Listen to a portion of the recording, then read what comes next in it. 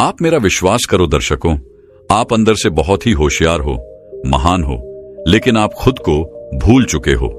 और 3 ही कारण है जिससे कोई भी मनुष्य खुद को भुला बैठता है और अपनी जिंदगी बर्बाद कर लेता है। तो वह 3 बर्बादी वाले कारण कौन से हैं और हम उन्हें कैसे काबू में कर सकते हैं, इस विषय पर आज की यह कहानी आधारित है। तो चलिए कहानी की शुरुआत करते हैं। दोस्तों, जाने अनजाने ही सही, लेकिन हम में से हर किसी से कुछ न कुछ ऐसी गलतियां हो ही जाती हैं जिसका पछतावा हमें जिंदगी भर रहता है। लेकिन जब तक हमें उसका एहसास होता है तब तक वक्त निकल चुका होता है और हम बर्बादी की कगार पर होते हैं। लेकिन वह कौन सी ऐसी गलतियां हैं, वह कौन से ऐसे कारण हैं जिसके कारण हमारा पूरा जीवन बर्बाद हो जाता है, जिसका पछतावा हमें जिंदगी भर रहता है, लेकिन हम उसे सुधार नहीं सकते। लेकिन वक्त रहते यदि हम उन गलतियों के बारे में जान सकें तो हम उन गलतियों को करने से बच जरूर सकते हैं। तो दोस्तों, आज की इस कहानी में हम यही बात करने वाले हैं कि एक इंसान ऐसी कौन कौन सी गलतियां करता है जो उसे पूरी तरह से बर्बाद कर देती है। यदि हम उन बर्बादी के कारणों को पता कर लें तो हम उन गलतियों को करने से बच सकते हैं और अपने जीवन को सुखमय बना सकते हैं। बहुत समय पहले की बात है, एक छोटा सा राज्य था। उस राज्य में एक बहुत ही धनी सेठ रहा करता था। वह बहुत अमीर था। उसके पास किसी चीज की कोई कमी नहीं थी। उसके पास वह सारी सुख सुविधाएं थी जो वह चाहता था, लेकिन उसकी कोई संतान नहीं थी। संतान के दुख में वो हमेशा चिंतित रहता, परेशान रहता। लेकिन एक दिन अचानक उसे यह पता चला कि उसकी पत्नी गर्भवती है। यह सुनकर उसकी खुशी का कोई ठिकाना नहीं था। वह बहुत प्रसन्न हुआ और उसने अपनी पत्नी का पूरी तरह से ध्यान रखा। और देखते ही देखते वह दिन भी आ गया जब उसके घर पर एक सुंदर पुत्र का जन्म हुआ। वो सेठ यह देखकर बहुत खुश था, वह बहुत प्रसन्न था। उसने पूरे नगर में मिठाइयां बंटवा दी, लोगों को अपनी खुशी का कारण बताया। उसकी खुशी का कोई ठिकाना नहीं था। देखते ही देखते समय बीतता गया। समय के साथ उसका पुत्र अब बड़ा होने लगा था और वह सेठ यह चाहता था कि उसका पुत्र अत्यधिक ज्ञानी हो, उसे अच्छी शिक्षा मिले। इसलिए उस सेठ ने अपने पुत्र को गुरुकुल भेजने का निर्णय लिया ताकि वह अच्छे से पढ़ लिख कर एक अच्छा विद्वान बन सके, एक अच्छा ज्ञानी बन सके। अभी उसके पुत्र की उम्र बहुत ज्यादा नहीं हुई थी, लेकिन वह छोटी ही उम्र में था। लेकिन फिर भी उस सेठ ने अपने पुत्र को गुरुकुल में भेज दिया। गुरुकुल में वो बालक अच्छे से शिक्षा ग्रहण करने लगा। वह बहुत आज्ञाकारी था। वह अपने गुरु की हर एक आज्ञा का पालन किया करता था। ऐसे में वह बालक वहां का सबसे होनहार विद्यार्थी बन चुका था।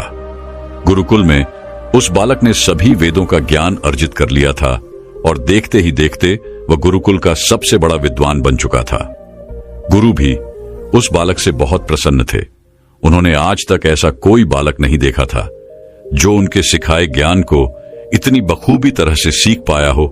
अभी भी उस सेठ के पुत्र की उम्र बहुत ज्यादा नहीं हुई थी, लेकिन फिर भी उसने एक छोटी सी उम्र में वह सारा ज्ञान अर्जित कर लिया था। लेकिन वह कहते हैं ना कि समय कब बदल जाता है यह किसी को नहीं पता होता। ऐसा ही एक दिन उस सेठ के पुत्र के जीवन में भी हुआ। एक दिन एक प्राकृतिक आपदा के कारण उसके माता पिता की मृत्यु हो गई और जब उसे इसके बारे में पता चला तो वह पूरी तरह से टूट गया। वे अब बिखर गया। वह रोने लगा। अभी तक उसकी शिक्षा भी पूर्ण नहीं हुई थी और जब उसे यह पता चला कि उसके माता पिता नहीं रहे तो वह अपने आप को संभाल नहीं पाया। वह यह समझ चुका था कि उसका सब कुछ बर्बाद हो चुका है। अब उसके लिए इस जीवन में कुछ नहीं बचा। उन गुरु ने जैसे तैसे अपने उस शिष्य को शांत कराया। उसके बाद वे शिष्य यह समझ चुका था कि इस जीवन में उसके लिए कुछ नहीं बचा, जिस कारण उसका मन सांसारिक जीवन से उठ चुका था। उसके बाद उस बालक ने निश्चय किया कि वह गुरुकुल की शिक्षा पूर्ण करने के बाद अपना संपूर्ण जीवन लोगों की भलाई में लगाएगा, लोगों का अच्छा करेगा। देखते ही देखते उस बालक की शिक्षा पूर्ण हो गई और उसने यह तय किया कि अब से वह एक सन्यासी बनकर रहेगा और लोगों की सेवा करेगा। इसलिए वह सांसारिक जीवन त्याग कर दूर पहाड़ियों में हिमालय के वहां चला गया, जहां पर जाकर उसने लंबे समय तक तपस्या की, तप किए। उसने सत्य की प्राप्ति की और सत्य की प्राप्ति के बाद वह सन्यासी लोगों को सही दिशा और सही मार्ग बताने लगा। वह लोगों को सही शिक्षा देने लगा। देखते ही देखते उस सन्यासी की चर्चा पूरे नगर भर में फैल गई। लोग दूर दूर से उसके पास आने लगे, शिक्षा ग्रहण करने के लिए। और तो और जिन्हें कोई समस्या होती वे भी उस सन्यासी के पास आते ताकि वह उनका समाधान उनसे ले सके। और वह सन्यासी भी बहुत ज्ञानी था। वह लोगों की परेशानियों को पल में ही सुलझा देता था, जिस कारण उसकी ख्याति दूर दूर तक फैल चुकी थी। और देखते ही देखते उसकी ख्याति नगर के राजा तक भी पहुंच गई। उस नगर का राजा बहुत क्रूर था, लेकिन जब उस राजा को उस सन्यासी के बारे में पता चला तो उसने सोचा क्यों ना उससे मिला जाए। उसने निश्चय किया कि वो अगली सुबह ही उस सन्यासी से मिलने जाएगा। अगली सुबह वह राजा महल से निकला उस सन्यासी से मिलने के लिए, और केवल कुछ समय में ही और सन्यासी की कुटिया के सामने जा पहुंचा। वहां पहुंचकर जब राजा ने उन सन्यासी को देखा तो वह उन्हें देखता ही रह गया, क्योंकि उस सन्यासी के मुख पर एक असीम शांति थी और एक अजीब सा तेज था। राजा जब वह सन्यासी के पास पहुंचा तो उसने एक असीम शांति का अनुभव किया। वह उनके पास पहुंच गए, उन्हें झुककर प्रणाम करता है और उनके पास जाकर बैठ जाता है। और देखते ही देखते वह सन्यासी और वह राजा एक दूसरे से बात करने लगते हैं। जो राजा इतना क्रूर था उसका मन उस सन्यासी ने मोह लिया था। वह राजा उन सन्यासी की बातों से अत्यधिक प्रभावित हो चुका था। उस राजा ने यह तय किया कि आज से वह भी उन सन्यासी की राहों पर ही चलेगा। लेकिन उस राजा के मन में एक और बात चल रही थी। वह यह सोच रहा था कि जब इस सन्यासी ने एक छोटी सी मुलाकात से मेरे अंदर की उस क्रूर राजा को खत्म कर दिया, मेरे अंदर के सत्य को जगह दिया, मेरे भीतर करुणा जगा दी, और एक छोटी सी मुलाकात से जब मेरे ऊपर यह असर पड़ सकता है, तो यदि वह हमेशा जब मेरे साथ रहेंगे तब तो मेरा जीवन ही धन्य हो जाएगा, मेरा पूरा जीवन ही बदल जाएगा। यही सोचकर राजा उन सन्यासी से कहता है महाराज, आप यहाँ वन में क्या कर रहे हैं? यहाँ आपको तरह तरह की यातनाएं सहनी पड़ती होंगी। समय समय पर आपको भोजन तक प्राप्त नहीं होता होगा। आप मेरे साथ चले, मेरे राजमहल में, वहां पर आपके लिए सभी प्रकार की सुख सुविधाएं उपलब्ध हैं। वहां पर आपको किसी चीज की कोई कमी महसूस नहीं होगी। राजा के इस आग्रह पर वह सन्यासी उनके साथ चलने को तैयार हो गया। वह दोनों महल की ओर चल पड़े। महल पहुंचने के बाद राजा ने उस सन्यासी का आदर सत्कार किया। उसके बाद राजा ने उन सन्यासी के लिए एक अलग कमरा दिया, जिसमें राजा ने उन सन्यासी को आदरपूर्ण भोजन करवाया। भोजन करने के बाद वो सन्यासी राजा से वापस अपने आश्रम जाने के लिए उनसे अनुमति मांगते हैं। लेकिन तभी वह राजा कहता है महाराज, आप वहां जाकर क्या करेंगे? वहां पर आपका छोटा सा आश्रम है, जहां पर आप कई सारी तकलीफों का सामना करते होंगे और आपको ये सारी सुख सुविधाएं भी नहीं मिल पाती होंगी। इससे अच्छा है कि आप हमारे इस राज्य के बगीचे का इस्तेमाल कर सकते हैं। मैं वहां पर आपके रहने का इंतजाम कर देता हूं और यहां पर आपको सभी प्रकार की सुख सुविधाएं भी मिल जाएंगी। और यदि आप हमारे साथ रहेंगे तो हमारा और हमारे इस राज्य का भी बहुत फायदा होगा, हमें बहुत अच्छा लगेगा। वे सन्यासी बहुत दयालु था। उसने राजा की बात स्वीकार कर ली। राजा ने तुरंत ही अपने कर्मचारियों को आदेश दिया कि उन सन्यासी के लिए बगीचे में रहने का इंतजाम किया जाए। उनके लिए खाने पीने की वस्तुएं, उनके पहनने के लिए कपड़े और स्थितियों का प्रबंध किया जाए। राजा के एक आज्ञा पर वहां पर उपस्थित सभी कर्मचारियों ने मिलकर एक कुटिया का निर्माण किया। उसके बाद वह सन्यासी उसी कुटिया में रहने लगे। वह सन्यासी खुशी खुशी उस कुटिया में रहने लगे। देखते ही देखते कई दिन बीत गए। दिन के बाद महीने और उसके बाद कई साल बीत गए, लेकिन अब भी वह सन्यासी उसी कुटिया में रहा करते और वह राजा भी उन सन्यासी का खूब ध्यान रखता। उन्हें कभी किसी प्रकार की असुविधा नहीं होने देता। लेकिन एक दिन अचानक एक बार किसी आवश्यक काम से राजा और रानी को दूसरे राज्य जाना पड़ा। लेकिन जाते जाते उन्होंने उन सन्यासी के लिए एक सेवक का इंतजाम किया था जो उनकी सेवा कर सके, और राज्य रानी निश्चिंत होकर अपने काम के लिए निकल पड़े। उनके जाते ही वह सेवक जिन्हें राजा रानी ने नियुक्त किया था, वह अचानक बीमार पड़ गया और वह घर पर चला गया और उसके बाद उसकी कोई खबर नहीं मिली। वह कभी लौट कर ही नहीं आया। लेकिन कुछ समय के बाद जब राजा रानी वापस महल लौटे तो वह सन्यासी अत्यधिक क्रोधी थे। उस सन्यासी ने राजा को बहुत कुछ खरी खोटी सुनाई और राजा से तीव्र आवाज में कहा, राजन, जब तुम हमारी जिम्मेदारी उठा नहीं सकते, जब तुम अपनी जिम्मेदारियों को पूरा नहीं कर सकते, तो फिर उसे अपने हाथों में क्यों लेते हो? तब राजा बड़ी विनम्रता से उन सन्यासी से क्षमा मांगते हुए कहता है महाराज, मुझसे भूल हो गई, मुझसे गलती हो गई, मुझे क्षमा करें, अब से ऐसी गलती कभी ना होगी। कृपया करके अपना क्रोध शांत कीजिए और मुझे यह बताने का कष्ट करें कि आखिर हुआ क्या है। इस पर वह सन्यासी क्रोधित होकर उस राजा से कहता है, राजन, तुम्हारे जाने के बाद मुझे यहां पर किसी ने भोजन नहीं दिया है और मैं बहुत दिनों तक यूं ही भूखा रहा हूं। और तो और आपके किसी भी सेवक ने मुझसे आकर यह तक नहीं पूछा क्या आप कैसे हो, क्या आपको भूख लगी है या नहीं। यह सुनकर वह राजा बड़ी विनम्रता से उन सन्यासी से माफी मांगते हुए कहता है महाराज, मुझसे गलती हो गई, मैं मानता हूं और मैं अपनी इस गलती के लिए आपसे क्षमा चाहता हूं और मैं आपसे वादा करता हूं कि अब से ऐसी गलती दोबारा नहीं होगी। राजा की यह बात सुनकर वह सन्यासी शांत हो जाता है, लेकिन जब वह राजा और सन्यासी आपस में यह बातें कर रहे थे तब रानी भी वहीं थी। वह चुप करे, वह सारी बातें सुन रही थी, वह राजा और सन्यासी को देख रही थी। उसके बाद से राजा ने विशेष तौर पर यह ध्यान दिया कि उन सन्यासी को कभी किसी चीज की कोई तकलीफ ना हो। उसने वह हर मुमकिन कोशिशें की कि उन्हें कभी भी कोई शिकायत का मौका ना मिले और उन सन्यासी की खूब सेवा की, उनका आदर सत्कार किया। लेकिन एक दिन फिर अचानक राजा को किसी कार्य से राज्य से बाहर जाना पड़ा।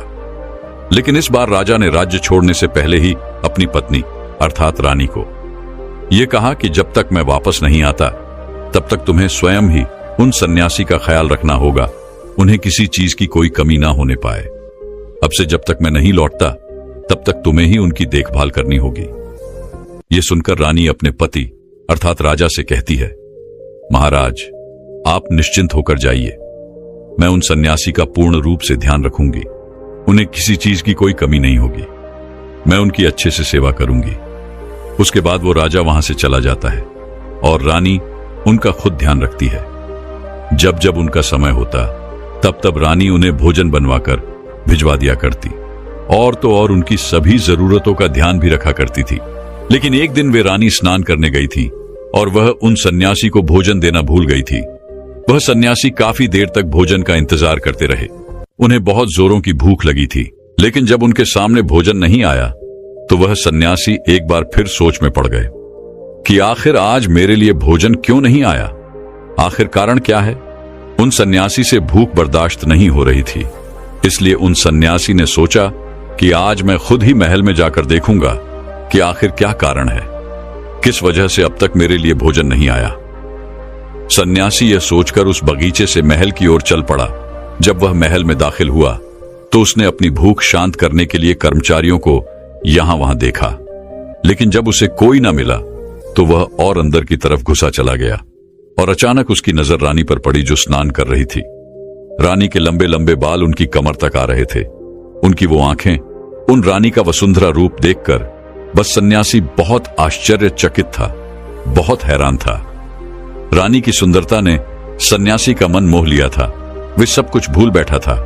वह बिना कुछ कहे वहां से वापस अपनी कुटिया में लौट आता है, लेकिन सन्यासी अब तक रानी की उस सुंदरता को भूल नहीं पाया था। वह सब कुछ भूल चुका था।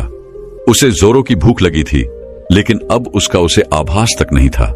वह चुपचाप अपनी कुटिया में बैठा था और वह सन्यासी अब पूरी तरह से उस रानी की सुंदरता में डूब चुका था। उसके मन में तरह तरह के विचार उत्पन्न हो रहे थे। उसने कई दिनों तक कुछ खाया पिया भी नहीं, जिस कारण वह बहुत कमजोर होता जा रहा था। और उसके बाद कुछ दिनों बाद जब वह राजा वापस महल लौटा तो उसे यह पता चला कि वह सन्यासी कुछ दिनों से कुछ भी खा पी नहीं रहे हैं, जिस कारण वह बहुत कमजोर होते जा रहे हैं। राजा यह सुनकर तुरंत ही भागा भागा उन सन्यासी के पास पहुंचा और उनसे कहने लगा, है महाराज, आखिर क्या बात है? आप क्यों नाराज हैं? आप खाना क्यों नहीं खा रहे? आखिर क्या हुआ है? आप मुझे बताइए, आप खाना नहीं खा रहे, जिस कारण आपका शरीर कितना कमजोर होता जा रहा है। आखिर आपको किस बात की चिंता है? आप किस सोच में डूबे हुए हैं? क्या मुझसे फिर कोई भूल हो गई? इसका जवाब देते हुए सन्यासी राजा से कहता है राजन, इस बार तुमसे कोई भूल नहीं हुई है।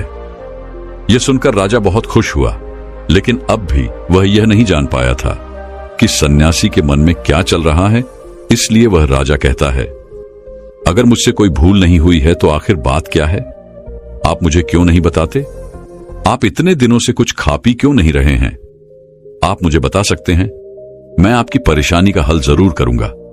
तभी वह सन्यासी राजा से कहता है, यदि मैं अपनी समस्या तुम्हें बता भी दूं तो हो सकता है तुम इसका समाधान ना कर सको। इस पर वह राजा कहता है महाराज, आप एक बार मुझे अपनी समस्या बताकर तो देखिए। मेरे पास इतनी धन दौलत है, इतना वैभव है, प्यार करने वाली प्रजा है और इतना बड़ा राज्य है।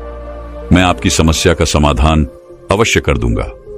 तभी वह सन्यासी कहता है राजन, तुम्हारे जाने के बाद मुझे जोरों की भूख लगी थी और मैं जब तुम्हारे महल में दाखिल हुआ तो मैंने तुम्हारी रानी को देखा और उसके इस सुंदर रुख को देखकर मैं पूरी तरह से मोहित हो चुका हूं। मेरे मन में केवल उसी के विचार चल रहे हैं और मैं उन्हीं के विचारों में खोया हुआ हूं। और अब तो मेरा मन भी कहीं नहीं लग रहा और अब मुझे ऐसा लगता है कि मानो मैं तुम्हारी रानी के बिना जिंदा ही नहीं रह सकता। राजा यह सुनकर बड़ा आश्चर्यचकित था। वह बहुत हैरान हो चुका था। उसे कुछ समझ नहीं आ रहा था कि आखिर ये सन्यासी होकर ऐसी बातें कैसे कर रहे हैं। लेकिन राजा ने अपने आप को शांत रखा और कुछ देर सोच विचार करने के बाद राजा ने उस सन्यासी से कहा, है महाराज, यदि आप मेरी रानी चाहते हैं तो मैं खुशी खुशी वह आपको देने के लिए तैयार हूं।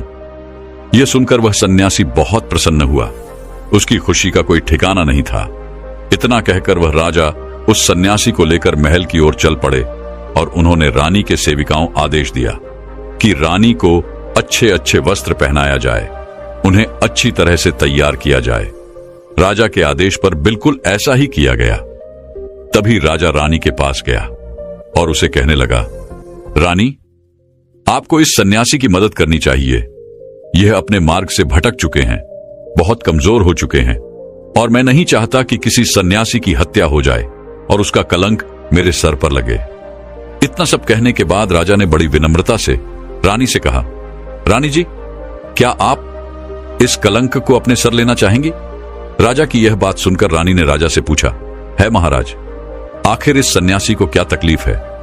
आखिर इनके इस दुख का क्या कारण है? तभी राजा ने रानी से कहा, रानी, यह आपकी सुंदरता के घायल हो चुके हैं और अब इनके मन में केवल आप ही के विचार चल रहे हैं और यह आपको पाना चाहते हैं। यह बात सुनकर रानी ने राजा से कहा, है महाराज, अब चिंता न करें, अब आप सब कुछ मेरे ऊपर छोड़ दीजिए। मैं जानती हूं, मुझे पता है अब मुझे क्या करना चाहिए और जो कुछ भी मैं करने जा रही हूं उससे ना तो आपको किसी सन्यासी की हत्या का पाप लगेगा और ना ही उससे मेरी पवित्रता नष्ट होगी। रानी की यह बात सुनकर राजा बहुत प्रसन्न हुआ। उसे अपनी रानी पर गर्व था। उसके बाद राजा ने खुशी खुशी रानी को सन्यासी को सौंप दिया और वह सन्यासी उन रानी को लेकर अपनी कुटिया की ओर चल पड़ा। कुटिया में पहुंचने के बाद रानी सन्यासी से कहती है, सुनिए, मैं इस कुटिया में नहीं रह सकती। मुझे एक अच्छा और बड़ा घर चाहिए जहां मैं रह सकूं। इस झोपड़ी में मैं कभी नहीं रही और ना ही मैं रह सकती हूं। ये सुन वह सन्यासी कौन राजा के पास पहुंचा और राजा से कहने लगा, है राजा, हमें रहने के लिए एक अच्छा घर चाहिए और मैं जानता हूं कि आप इसका प्रबंध अवश्य कर देंगे। सन्यासी की यह बात सुनकर राजा ने तुरंत ही अपने कर्मचारियों को आदेश दिया कि उनके लिए एक अच्छा घर का प्रबंध किया जाए। कर्मचारियों ने राजा की बात मानी और उनके लिए एक अच्छा घर का प्रबंध किया गया। वह सन्यासी उन रानी को लेकर उस घर में जा पहुंचा। जब रानी उस सन्यासी को लेकर उस घर पहुंची तो उसने देखा कि वह घर बहुत गंदा था। तभी रानी ने कहा, इसकी हालत तो बहुत खराब है। मुझे अच्छा और सुंदर घर चाहिए, जो इससे भी बड़ा हो, जो इससे भी सुंदर हो। तभी यह बात सुनकर सन्यासी तुरंत उन राजा के पास पहुंचा और राजा से कहने लगा, है राजन, आपने जो घर हमें दिया है उस घर की हालत बहुत ज्यादा खराब है। वह बहुत गंदा है और छोटा भी है। हमें इससे भी बड़ा घर चाहिए। यह बात सुनकर राजा ने तुरंत ही अपने कर्मचारियों को आदेश दिया और उनसे कहा कि अब की बार उससे भी बड़ा घर सन्यासी और रानी को दिया जाए। जो साफ हो, सुंदर हो और बड़ा भी हो। कर्मचारियों ने राजा की आज्ञा का पालन किया और उन सन्यासी और रानी को एक बड़ा घर दिया गया जो बहुत साफ था, सुंदर था और बहुत बड़ा भी था। इसके बाद रानी बहुत खुश हुई। रानी तुरंत ही बिस्तर पर जा पहुंची और उस सन्यासी को इशारे में बिस्तर पर बुलाया। वह सन्यासी भी रानी की बात समझ चुका था और वह बिस्तर पर जा बैठा। तब रानी ने सन्यासी से कहा, आप जानते हैं आप कौन हैं? क्या आपको पता है कि पहले क्या थे और अब आप क्या बन गए हैं? जब आप इस राज्य में आए थे तो आप एक महान सन्यासी थे जिनकी ख्याति दूर दूर तक फैली हुई थी। लोग अपनी समस्याओं के समाधान के लिए आपके पास आया करते थे, जिसके लिए स्वयं राजा भी खुद पूरी तरह से नतमस्तक हो चुका था। वह सब कुछ भूलकर उस सन्यासी की आदर सत्कार में लग गया था जो उस राजा को बदलने में सक्षम था। इसलिए राजा ने आपको अपने महल बुला लिया ताकि वह आपका आदर सत्कार कर सके, आपकी सेवा कर सके। इसने राजा ने आपको सभी प्रकार की सुख सुविधाएं भी उपलब्ध करवाई। लेकिन जो सन्यासी लोगों को सत्य की राह दिखाता था, जो लोगों की समस्याओं का समाधान किया करता था, जिनको सभी लोग सर्वश्रेष्ठ गुरु माना करते थे, जिनका सभी आदर सत्कार किया करते थे, उनकी पूजा किया करते थे, आज वही सन्यासी अपनी काम वासना के कारण मेरे इस सुंदर रूप का गुलाम बन चुके हैं। रानी की यह बात सुनकर वह सन्यासी चौंक गया। उसे एहसास हुआ कि वह क्या कर रहा है। उसके मन को एक गहरा धक्का लगा और उसे यह महसूस हुआ कि वह तो एक सन्यासी है और यह सब क्या कर रहा है। वह सन्यासी ये सोचने लगा कि मैंने तो सारी सुविधाओं का त्याग कर दिया था और इसी कारण मैं वन में था, वहीं पर अपनी तपस्या करता, लोगों की समस्या का समाधान करता, जिसमें मुझे बड़ा आनंद आता था। मैं बहुत खुश था, लोगों की सेवा करके मुझे शांति मिलती थी। जब सन्यासी को इन सभी बातों का एहसास हुआ तो वह जोर जोर से रोने लगा और रानी से कहने लगा, रानी मुझे क्षमा करें, मैं यह क्या करने चला था। मैं इसी वक्त आपको राजा को सौंप कर आता हूं। तभी रानी उन सन्यासी से कहती है महाराज, मेरे मन में एक प्रश्न है, कृपया करके मेरे इस प्रश्न का उत्तर दीजिए। रानी की यह बात सुनकर सन्यासी ने कहा, पूछिए रानी, तुम्हारे मन में क्या प्रश्न है?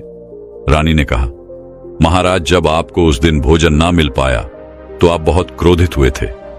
तब मैंने आपका यह रूप पहली बार देखा था और मैं समझ चुकी थी कि आपका जो व्यवहार है वह पहले से काफी बदल चुका है, उसमें बहुत कुछ परिवर्तन आ चुका है। लेकिन आखिर ऐसा क्यों हुआ? जब आप यहां पर आए थे तब आपको भोजन की कोई आवश्यकता तक नहीं पड़ती थी, चाहे आपको भोजन मिले या ना मिले या फिर देरी से मिले, लेकिन आप कभी क्रोधित नहीं होते थे। मैंने आपको कभी भी क्रोधित होते हुए नहीं देखा था। फिर आखिरकार हे महाराज, आपको क्रोध क्यों आया? मैंने तो सुना था आपने सत्य की प्राप्ति कर ली है, शांति की प्राप्ति कर ली है, तो फिर ऐसा होने का क्या कारण है? उन सन्यासी ने रानी की सारी बातें ध्यानपूर्वक सुनी और फिर रानी को जवाब देते हुए कहा, रानी, जब मैं वन में था तो मुझे समय पर भोजन मिले ना मिले, इससे मुझे कोई फर्क नहीं पड़ता था। लेकिन जब मैं महल में आया तो मुझे एक समय पर भोजन मिलने लगा, सारी सुख सुविधाएं मिलने लगी और फिर मैं इन सब चीजों का आदी हो चुका था। मुझे इन सब चीजों के प्रति लगाव होने लगा था और मैं समय समय पर इन चीजों को आदी होता जा रहा था। मेरे मन में यह लालच उत्पन्न हो चुका था कि मेरे पास जब यह सब कुछ नहीं रहेगा तो क्या होगा, और जब मुझे समय पर यह सारी चीजें ना मिल पाए तो मेरे भीतर क्रोध उत्पन्न होने लगा, मानो मैंने किसी चीज को खो दिया हो। तभी आगे बस सन्यासी महारानी से कहता है महारानी, अगर इच्छा पूरी ना हो तो हमारे भीतर क्रोध उत्पन्न होता है, और अगर इच्छा पूरी हो जाए तो हमारे मन का लालच और बढ़ता चला जाता है। हम उस चीज को और ज्यादा पाना चाहते हैं, और यही इच्छाओं की पूर्ति ही आज मुझे काम वासना के द्वार पर ले आई है।